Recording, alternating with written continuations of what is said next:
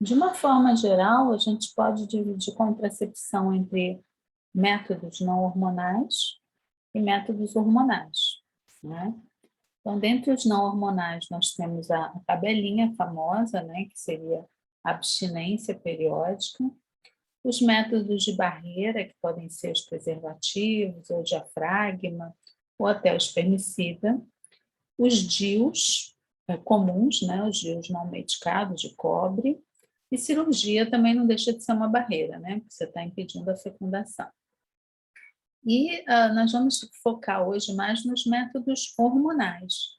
Então, nós temos contraceptivos que são combinados com 2 tipos de hormônio, estrógeno e progestógeno. Temos contraceptivos só com progestógeno ou progestina, é a mesma coisa, né? Tem a contracepção de emergência e também tem a contracepção hormonal masculina. Esses métodos inicialmente eram só orais, mas recentemente nós temos os métodos hormonais também por via transdérmica, por via vaginal, injetável, implante, o próprio sistema intrauterino, que é um DIU com um hormônio dentro, que aí é chamado sistema e não dispositivo, medicado, tá? Então, os métodos não hormonais, só rapidamente, eles podem ser comportamentais ou de barreira, né? O método comportamental consiste em você não ter relação no período teoricamente fértil ou ter uma relação interrompida antes que aconteça a ejaculação, né? Isso é muito antigo, desde os tempos bíblicos, mas a eficácia desse método como contracepção é muito pequena, 20 a 30% só de eficácia, né? E hoje em dia, na verdade, esse método de saber quando ocorre a ovulação, através da tabela, da famosa tabela, ele é mais usado para mulheres que querem engravidar, para ter relação naquele período, do que para aquelas que não querem engravidar, né?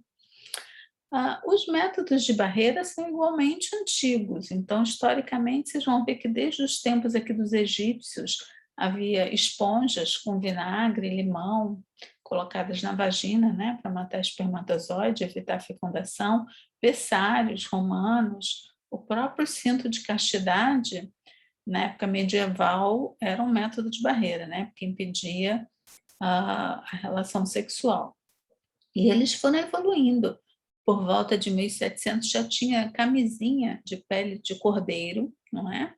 Aí houve uma interrupção na época vitoriana desses métodos, entre 1830 e 1900, porque nessa época, pelo menos na Inglaterra, era ilegal evitar a gravidez, né? Questões religiosas, enfim. Depois eles voltaram, e aí houve também o início da camisinha, né, de borracha, de látex, dispositivos intracervicais, a esponja de borracha, o bloqueio do colo e até DIU feito com outros materiais, borracha, metal, vidro, até na época de 1920, né?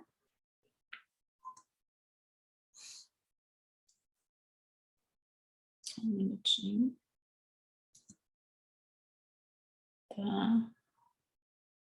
Bom, e atualmente os contraceptivos de barreira atuais, né, os não hormonais, são o preservativo, tem o diafragma, tem o preservativo feminino, o método, o método,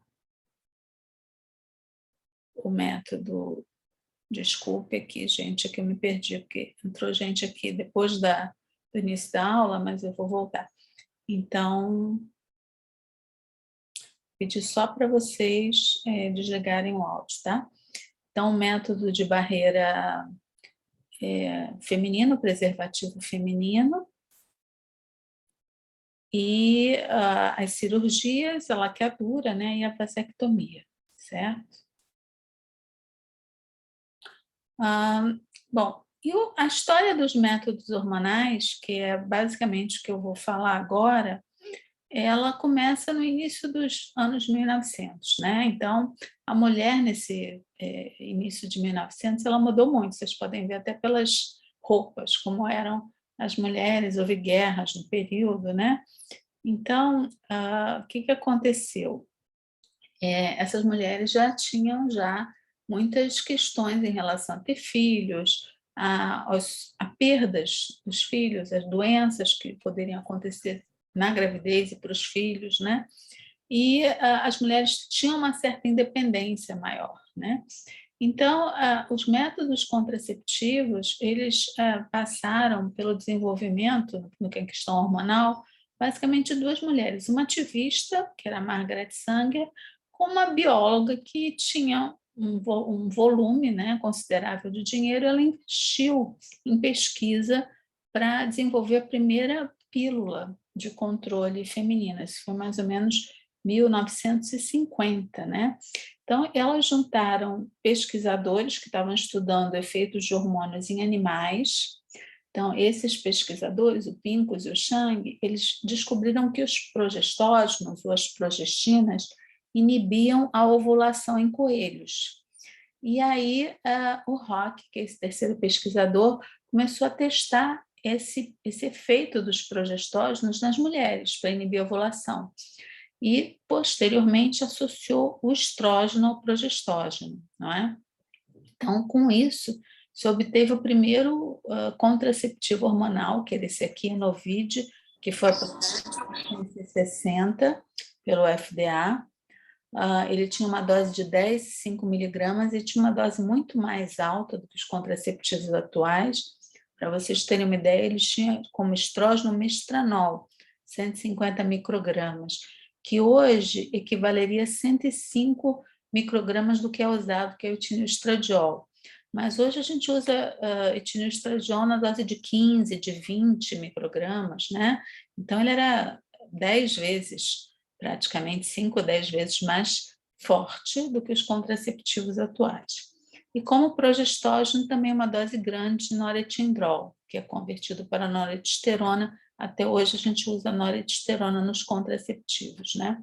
Então a gente tem noretesteronas e tem outros progestógenos de primeira, segunda, terceira geração, e como estrógeno a gente usa doses entre 15 e 35 microgramas do etinilestradiol, que é bem menos do que esse primeiro contraceptivo aqui, né? Então, como é que os pesquisadores descobriram como é que é esse mecanismo de ação, né, dos contraceptivos hormonais? Basicamente, o mecanismo, como eu falei para vocês, é do progestógeno, certo? Então, o progestógeno, ele consegue inibir o pico de LH que precede a ovulação, certo? E com isso, então, não acontece a ovulação, tá? Além disso, ele tem outros efeitos contraceptivos, além da secreção do pico de LH, ele consegue inibir a secreção de gonadotropina, se ele é iniciado logo no início do ciclo, que vão estimular o desenvolvimento do coorte de folículos que vão gerar o óvulo.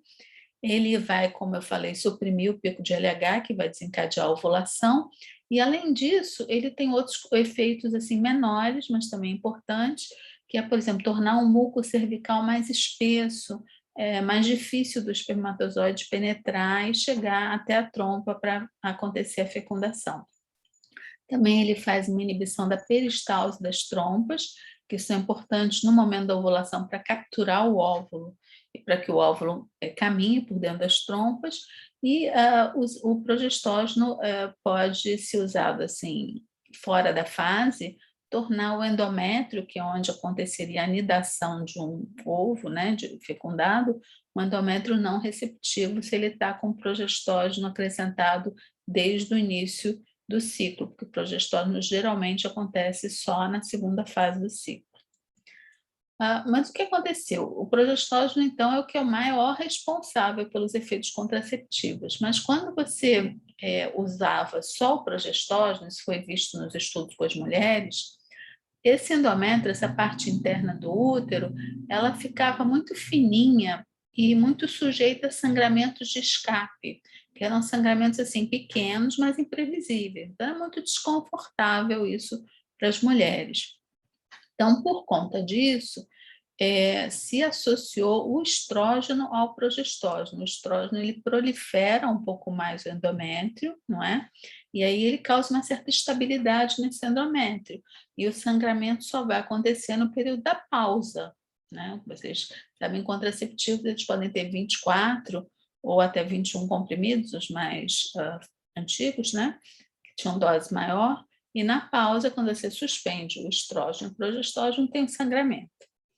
Além disso, além dessa estabilidade, né, que vai fazer com que o sangramento aconteça também de uma forma mais previsível, o estrógeno ajuda na secreção, na inibição da secreção do FSH e potencializa, então, essa inibição das gonadotrofinas que o progestógeno sozinho promove, certo?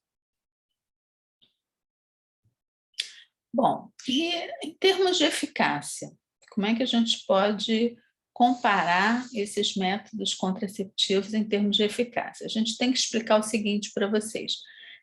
Quando a gente fala em eficácia, existe um termo que se chama uso típico, que é o uso do dia a dia, né? Que as pessoas fazem uso habitualmente. E o uso perfeito, que é aquele uso feito em estudos clínicos, aqueles estudos do desenvolvimento do método, não é?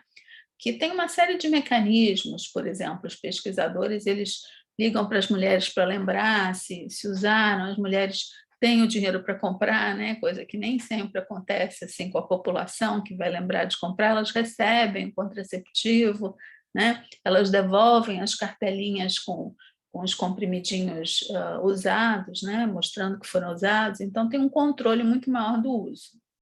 Então, por isso existe essa diferença entre o uso típico, que é o depois da comercialização, e o uso perfeito, que é o uso nos estudos. Então, quando você não usa nenhum método, né, a taxa de falha do método seria 85%, quer dizer, você vai ter uma gravidez em 85% das pessoas que não usarem nenhum método contraceptivo. Tem algumas que não engravidam por outras questões, mas 85% engravida se não acontecer nada em um ano.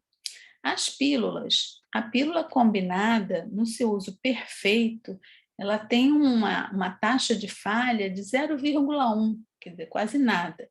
Mas quando ela é usada no uso típico, que às vezes a pessoa esquece, ou não compra, ou atrasa, enfim, aí o percentual de falha vai para 7,6%.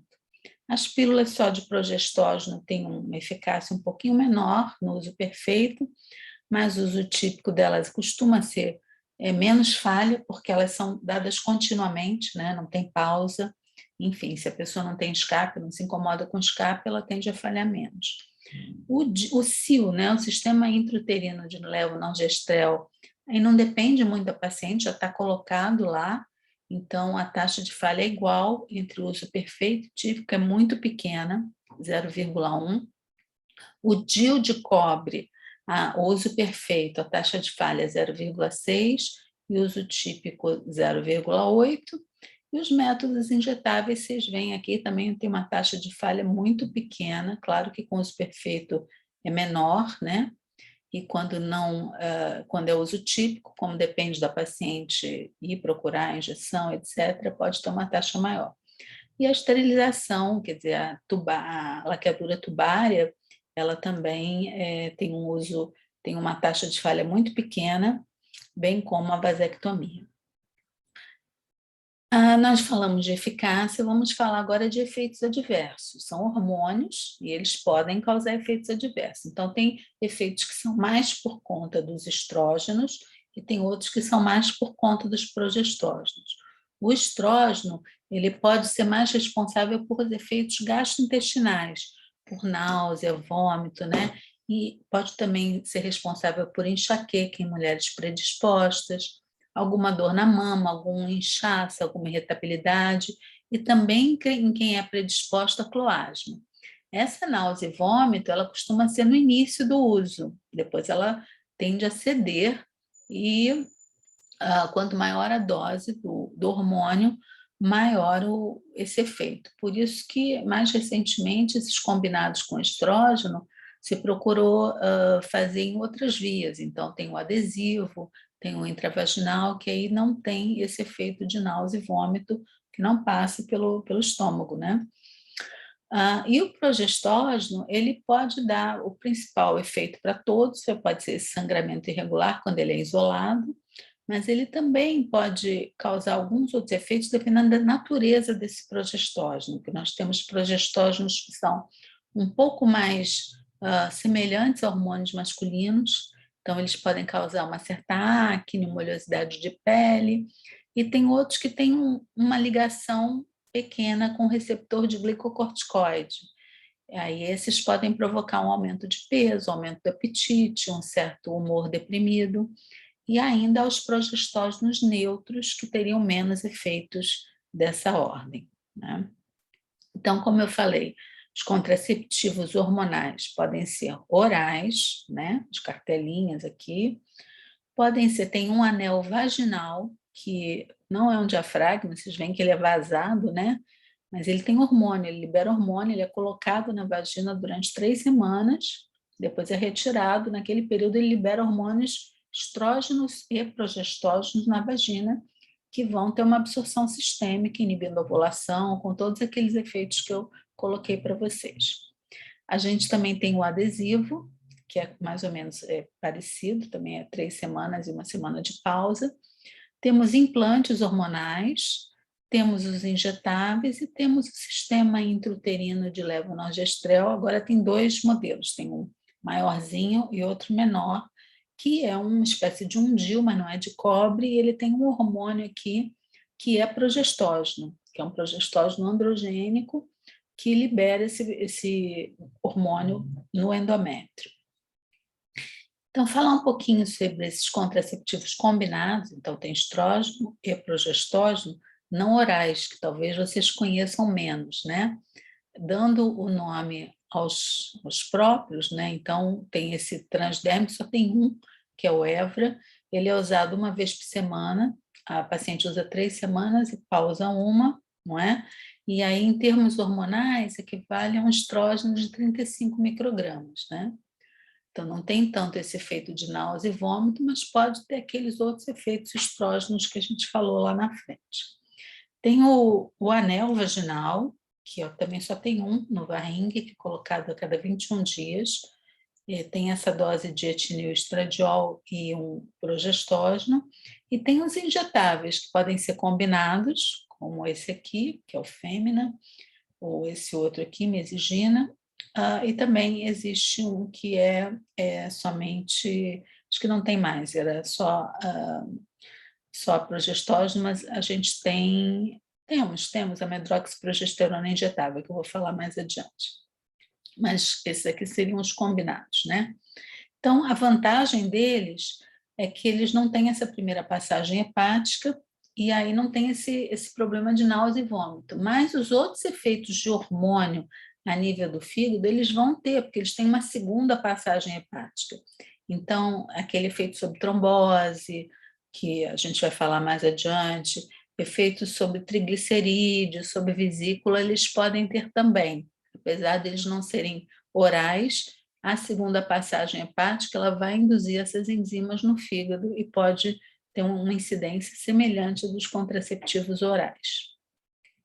Então, aqui para vocês terem uma ideia de tipos de hormônios, né? A gente passou, na verdade, de 105 microgramas de dose de estrógeno para 30, 35, 20, 15. E hoje em dia a gente tem contraceptivos não só de etinil estradiol, que é um estrógeno sintético, como também de estradiol, que é o estrógeno igual ao que o ovário fabrica, né? E a gente tem também os injetáveis. E no caso dos progestógenos, nós passamos da noretesterona, que era de primeira geração, como a gente chama, para outros progestógenos, vamos dizer assim, menos androgênicos, que é o levonorgestrel, alguns aqui que são antiandrogênicos, têm efeitos em situações que a gente quer que ele tenha esse diferencial, um derivado da espironolactona, então são considerados terceira e a drosperinona para alguns até de 4ª geração. Então, como eu falei, o etinil estradiol, que é um estrógeno sintético, ao passar pelo fígado, né, seja a primeira passagem ou segunda passagem, ele causa algumas mudanças. Ele aumenta o angiotensinogênio, então ele tem uma tendência a aumentar a pressão arterial e aumenta triglicerídeos, não é? Portanto, mulheres que tenham triglicerídeos altos, elas não devem usar contraceptivos combinados com estrógeno. Por exemplo, triglicerídeos muito altos, acima de 300, porque seja via oral ou não oral, vai causar esse aumento ainda maior, que leva a um risco de pancreatite, não é? Mesmo quando o triglicerídeo está alto, acima de 150 não está alto, tem que ter cautela. E o aumento da pressão também é uma questão, então isso realmente não é ideal para as hipertensas, né? Então, a gente, quando tem uma situação dessa de triglicerídeo alto, pressão alta, é preferível usar progestógenos isolados, não é? Porque não vão levar esse efeito de aumento de estrogênio, que é pela passagem do aumento de estrogênio no fígado, levando aí aumento dos triglicerídeos, não vão ter essa questão da metabolização hepática e também não vão afetar a pressão arterial. E o que é mais assim falado é sobre o risco de trombose, né? Então, o etilneestradiol, ele agindo no fígado, ele ativa a formação de fatores de coagulação, então pode levar a um risco maior de trombose venosa, de acidente vascular cerebral. É um risco maior, mas o risco absoluto é muito pequeno. Então, a gente costuma dizer que o risco relativo é de 3 vezes, mas o risco absoluto é de, por exemplo, 3 casos em cada 10 mil mulheres. Então, apesar de realmente aumentar, não é uma incidência maior. É mulheres predispostas, a mulheres possivelmente com trombofilias, que têm um maior risco para essa situação, né? E esse efeito de aumento de fatores de coagulação, ele diminui com a dose do estrógeno, né? Então, quando você tinha doses maiores, você tinha um efeito maior. Com doses menores, esse risco já não é de 3 vezes, já é de 2 vezes e vai reduzindo, né? Mais recentemente, se viu que os progestógenos também têm uma relação com o risco de trombose. Então, por exemplo, que menos aumenta o risco, eu levo o norgestrel, esses outros aumentam um pouquinho, mas como eu falei, o risco absoluto é muito pequeno. Para uma paciente que é saudável, o risco absoluto de trombose é muito pequeno. A gente não deve dar em quem tem história familiar ou história prévia de trombose, e há situações em que que a pessoa não tem uma trombofilia declarada, mas tem fatores de risco para trombose. Por exemplo, é obesa, né? Ou é sedentária, vamos dizer, cadeirante, não é? E aí a gente tem que pensar num que tem um risco, não é contraindicado, mas a gente tem que pensar numa situação, numa opção que tem um risco menor. Sobre risco de câncer, né, que também é uma outra pergunta, que às vezes as pessoas têm, é hormônio, será que não dá câncer e tal, não dá câncer de mama? Vocês veem aqui que câncer de mama não houve aumento de risco de câncer de mama, não houve aumento de risco de colo uterino, né? E pelo contrário, o uso de contraceptivo hormonal, até porque diminui as gonadotrofinas, né? Diminui o FSH e o LH, essa é a explicação, parece que reduz o risco de câncer de ovário e também de endométrio e até de intestino, né? Então, não há aumento de risco de câncer de mama e de ovário, e até reduz o risco de câncer de ovário. Bom, então, como vocês viram, eu já até falei, existem algumas contraindicações para usar contraceptivo combinado.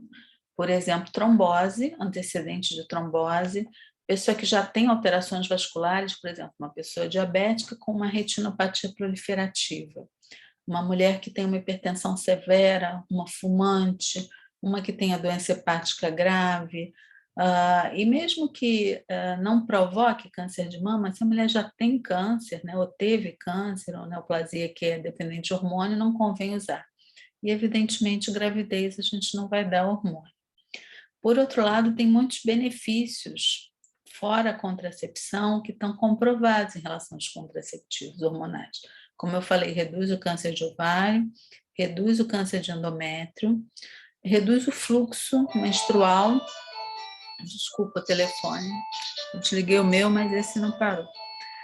Reduz o fluxo menstrual em até 60%, melhora a TPM, né? reduz a doença inflamatória em torno de 50% por uma ação hormonal no muco cervical. Então, também como você está inibindo a ovulação, se inibe a formação de cistos ovarianos funcionais, diminui o crescimento e surgimento de miomas, diminui fibroadenomas e tem uma proteção contra a osteoporose. Então, já os contraceptivos que são só de progestógenos, eles já não têm muitas daquelas contraindicações, né? Eles podem ser usados em mulheres que são fumantes, acima de 35 anos, né? Hipertensas, e então eu trago aqui para vocês alguns orais contraceptivos só de progestógenos orais, não é? Então, tem o Desogestrel, que é o Cerazette, que tem uma eficácia muito parecida com a dos contraceptivos combinados, e tem mini pílulas que tem uma dose menor de contraceptivo e a eficácia também é menor. Tipicamente, a gente usa esses contraceptivos de progestógeno na amamentação, logo depois do parto, porque a fecundidade já é menor, a mulher não pode usar estrógeno, né, não deve, e o progestógeno pode ser usado. Então, é uma situação que a gente usa também, às vezes lá na perimenopausa, que cai a progesterona da mulher, a gente pode usar também esses contraceptivos em quem tem risco de engravidar. Nós temos sob forma de implante também, só de progestógeno, com duração de 5 anos, e outro com de 3 anos, que é o que tem no mercado mais. E aqui a gente tem um injetável só de progestógeno, que esse é um progestógeno mais glicocorticoide, a medroxiprogesterona usada a cada 3 meses. Tem outro que era usado a cada 2 meses, mas o que é mais comum é esse aqui. E por conta do efeito glicocorticoide, tem aqueles efeitos adversos, né? Ganho de peso e até redução da densidade mineral óssea, tá? Como eu falei para vocês, então, tem esse sistema intrauterino com progestógeno. Hoje em dia a gente tem dois, tem o Mirena e tem o Kyleena, que foi lançado há pouco tempo, que tem uma dose um pouquinho menor do que o Mirena. A duração é a mesma, ele é menorzinho também, então ele é mais fácil de implantar em mulheres nulíparas, colocar, né? É colocado durante o exame ginecológico.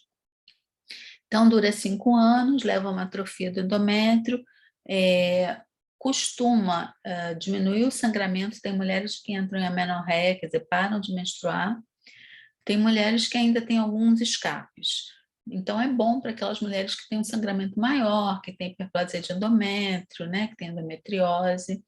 Como tem levonorgestrel, que é um progestógeno mais androgênico, ele pode levar a um certo aumento de acne, de queda de cabelo, né?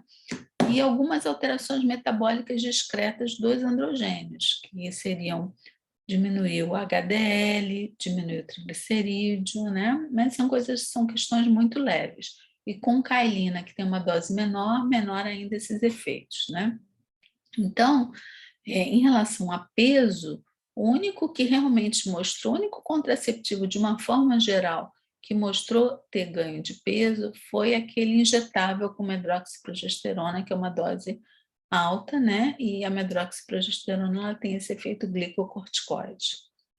Então, aqui estão para vocês verem os contraceptivos, os progestógenos usados nos contraceptivos, para vocês entenderem um pouquinho como é que são esses efeitos.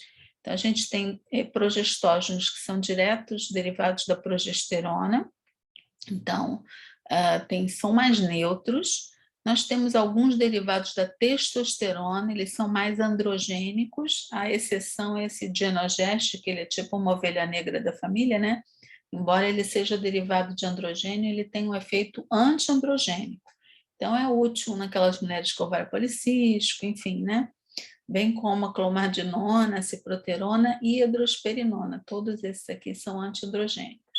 E a drosperinona, ainda por cima, ela também é derivada da espironolactona, então ela tem um efeito também antimineralocorticoide.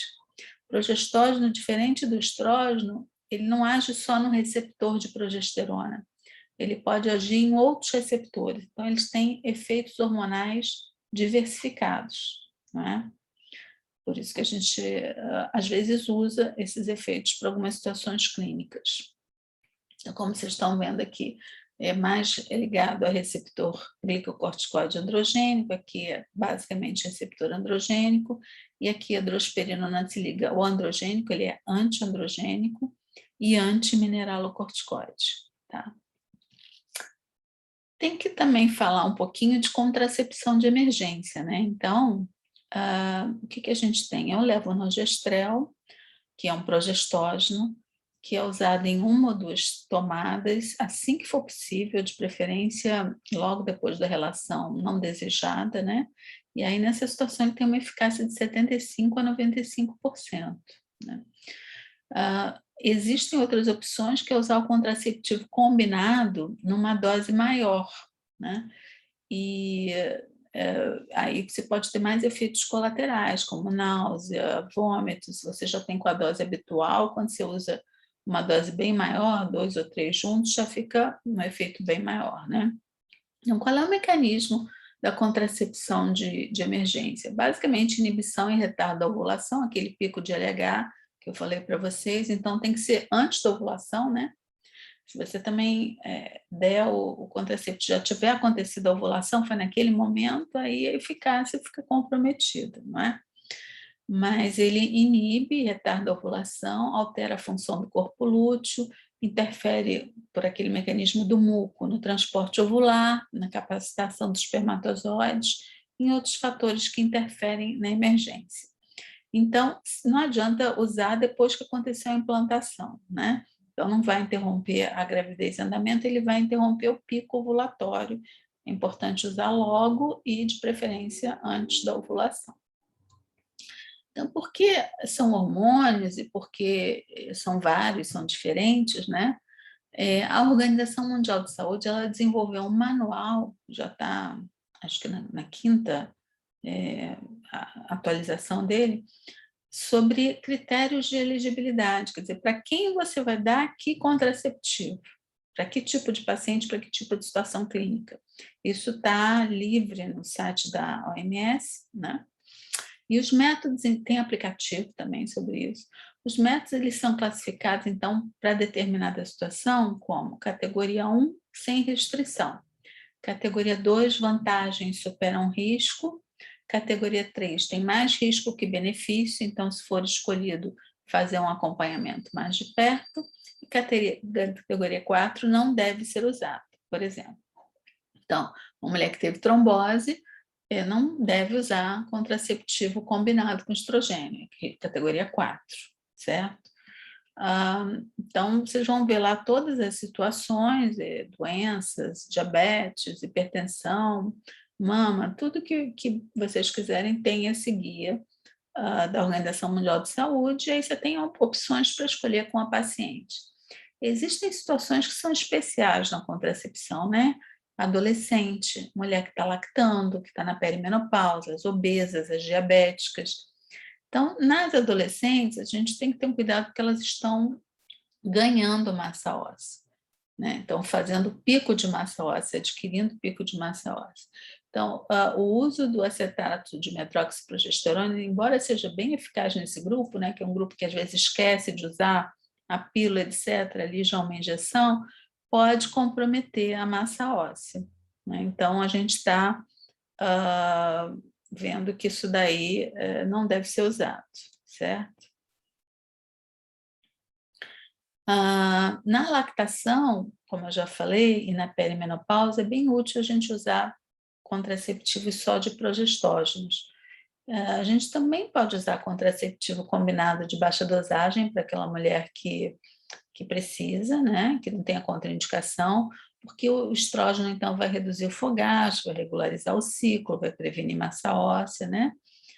Mas geralmente se começa com progestógeno isolado, depois, quando há a falha do estrógeno, pode progredir para essa situação, né?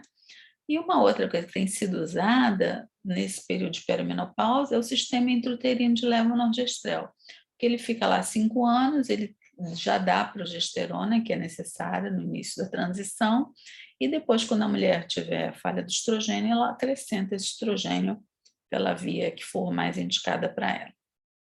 No caso da obesidade, aí eu falei que as doses cada vez foram diminuindo mais, né? Então, o problema da obesidade é que nesses estudos de eficácia, as mulheres obesas não fizeram parte dos estudos.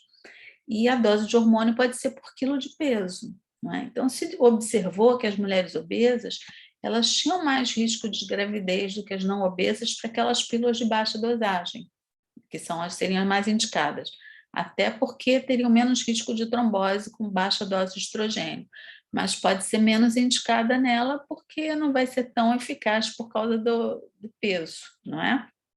Então, isso também aconteceu com adesivo em mulheres obesas.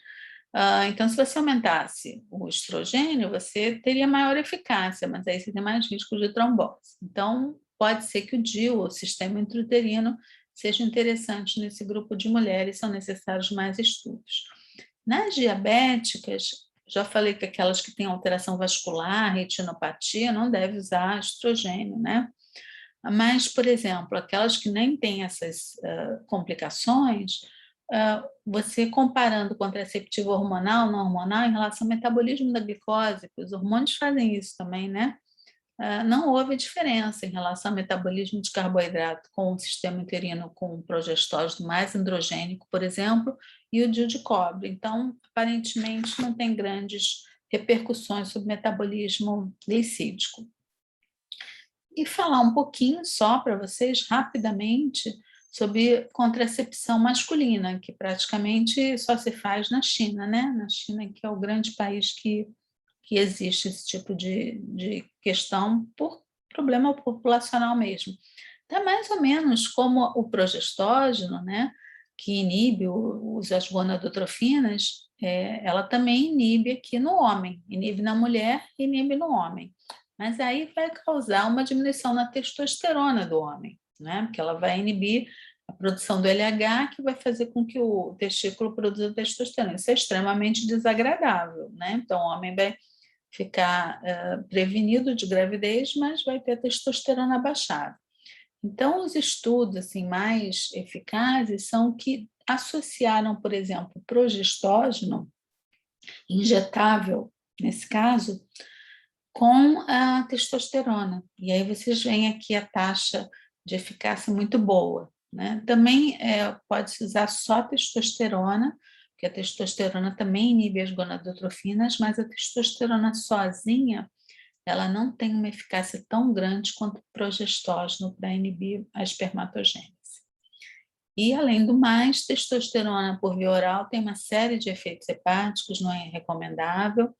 Existem alguns derivados sintéticos que têm uma ação androgênica e progestogênica que estão sendo testados. Ao mesmo tempo, então, eles são duplos, né? Podem ser uma pílula que poderia ser usada para esse efeito. A questão quando a gente usa testosterona, que ela inibe a espermatogênese, às vezes não volta ao normal, né? Embora isso seja incomum. E a questão também é que o homem, a fertilidade do homem demora mais a produção de espermatozoides do que na mulher, né? A recuperação também é mais lenta.